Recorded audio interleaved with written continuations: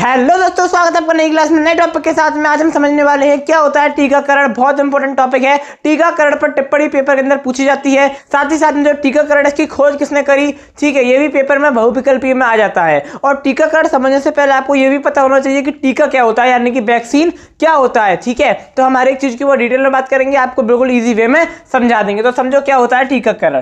टीकाकरण को समझने से पहले हमको समझना होगा टीका क्या है, क्योंकि टीकाकरण का मतलब क्या है वो तब समझ में आएगा जब टीका क्या है, यानी कि वैक्सीन क्या है। तो देखो, कोई भी एक विशेष बीमारी यानी कोई भी एक विशेष रोग, उसके विरुद्ध एक प्रतिरोधात्मक क्षमता जो होती है, प्रतिरोधात्मक क्षमता यानी कि जो इम्यूनिटी पावर जो होती है, उसको बढ़ाने के लिए या उसको उस क्षमता को विकसित करने के लिए जो दवा बाहर से खिलाई पिलाई या किसी अन्य माध्यम से या फिर आप देखते हो इंजेक्शन वगैरह के माध्यम से दी जाती है, उसे हम क्या कहते हैं, उसी को हम टीका कहते हैं। और ये जो पूरी प्रक्रिया हो रही है, यानी कि पूरी जो प्रक्रिया हो रही है, इस पूरी प्रक्रिया को क्या कहते हैं, टीकाकरण कहते हैं, यानी कि वैक्सीनेशन कहते हैं। जैसे कि मान लो कोई एक विशेष बीमारी है, जैसे कि मान लो कोई विशेष बीमारी है चेचक, ठीक है।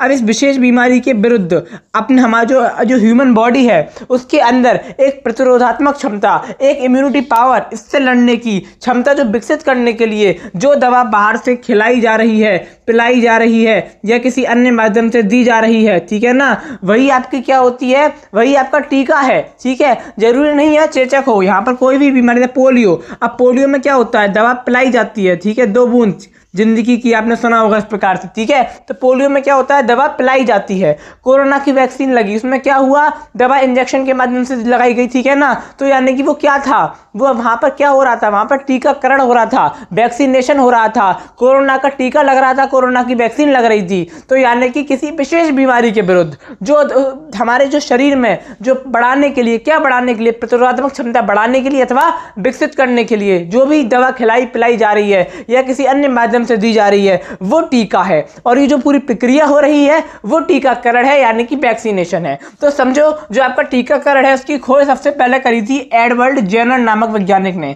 एडवर्ड जेनर ने सबसे पहले टीकाकरण की खोज करी और उन्होंने किस बीमारी के विरुद्ध करी थी, तो चेचक के विरुद्ध। चेचक का सबसे पहला टीका, इसके विरुद्ध जो टीकाकरण की खोज है किसने करी थी, एडवर्ड जेनर ने करी थी। और सबसे पहले किस बीमारी के विरुद्ध करी थी, तो चेचक के विरुद्ध करी थी, आपको याद रखना है। ठीक है, अब समझो क्या होता है, किसी विशेष रोग के विरुद्ध प्रतिरोधात्मक जो क्षमता है वो विकसित करने के लिए जो दवा खिलाई पिलाई या किसी अन्य रूप में दी जाती है, अन्य किसी माध्यम से दी जाती है, उसे टीका कहते हैं, यानी वैक्सीन कहते हैं। ठीक है ना, तथा यह जो प्रक्रिया होती है वो क्या कहलाती है, टीकाकरण कहलाती है। क्या कहलाती है, प्रक्रिया टीकाकरण कहलाती है। अब जैसे कि पेपर में पूछता है टीकाकरण क्यों किया जाता है, क्यों पूछ लेगा, तो आपको क्या लिख के आना है, टीकाकरण संक्रामक रोगों के रोकथाम के लिए की जाती है।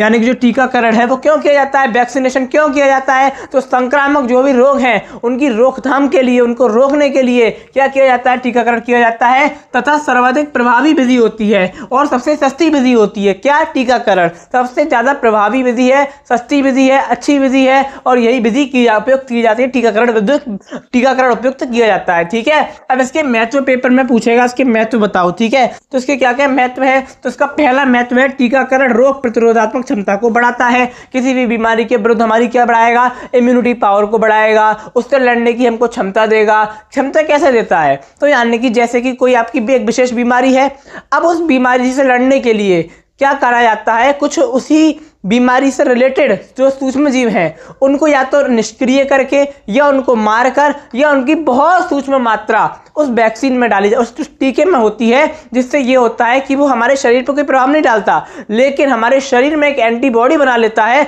जिससे ऑटोमेटिक हमारा शरीर उससे सेफ हो जाता है और हमारे शरीर के अंदर एक इम्यूनिटी पावर विकसित हो जाती है उस बीमारी के विरुद्ध। ठीक है, इतना आपको याद रखना है, ज्यादा मैं डिटेल में जाऊंगा नहीं, उतना ही बताऊंगा जो आपके पेपर में आएगा, इतना ही आएगा, इतना आपको लिख देना है, पूरे नंबर आपको मिल जाएंगे। और यही मेरा काम है, इस प्रकार से पूरी प्लेलिस्ट जो आपकी, इस प्रकार से आपकी जो पूरी प्लेलिस्ट है वो डिजाइन कर दी गई है। हर एक चीज आपको डिटेल में बताने का प्रयास किया जा रहा है, जो जो आपके पेपर में आएगा वो करवाया जा रहा है, बस आपको लगातार चीजों को देखने की आवश्यकता है। ठीक है, उसके बाद जो आपकी प्रतिरक्षा प्रणाली मजबूत बनाता है, सीधी सी बात है, आपकी जो प्रतिरक्षा प्रणाली उसको क्या करता है, टीकाकरण मजबूत बनाता है। पीढ़ियों की भयानक रोगों से सुरक्षा करता है, यानी कि जो पीढ़ियों दर पीढ़ी समझ रहे हो ना, पीढ़ियों दर पीढ़ी जो रोग होकर हो जाए तो दिक्कत हो जाएगी। तो इसलिए क्या करता है, ये पीढ़ियों की भयानक जो रोग हैं या फिर आप कह सकते हो जो जानलेवा रोग हैं उनसे क्या करता है, ये रक्षा करता है। कौन? टीकाकरण। ठीक है, तो बताओ क्या होता है टीका। पहले बताओ क्या होता है टीका। तो किसी भी बीमारी के विरुद्ध एक प्रतिरोधात्मक क्षमता, एक इम्यूनिटी पावर विकसित करने के लिए जो दवा खिलाई पिलाई या अन्य किसी रूप में दी जा रही है वही क्या है, टीका है। और ये जो पूरी प्रक्रिया हो रही है वो क्या है, टीकाकरण है, यानी कि वैक्सीनेशन है। इसकी खोज किसने करी? एडवर्ड जेनर ने करी। ठीक है, इतना आपको याद रख लेना है, चेचक के ऊपर करी। ठीक है, इस प्रकार से आपको याद कर लेना है। इसका स्क्रीनशॉट आप ले सकते हो क्योंकि आपके पेपर के लिए बहुत ज्यादा इंपॉर्टेंट है, आपके पेपर में पूछा जाता है। आशा करता हूं कि आपको समझ में आ रहा होगा, आ गया होगा समझ में और आ ही गया होगा। बिल्कुल मैंने आपको इजी वे में समझाने का प्रयास किया है। अब मैं आपको एक और नई क्लास में नए टॉपिक के साथ में, तब तक के लिए जय हिंद जय भारत।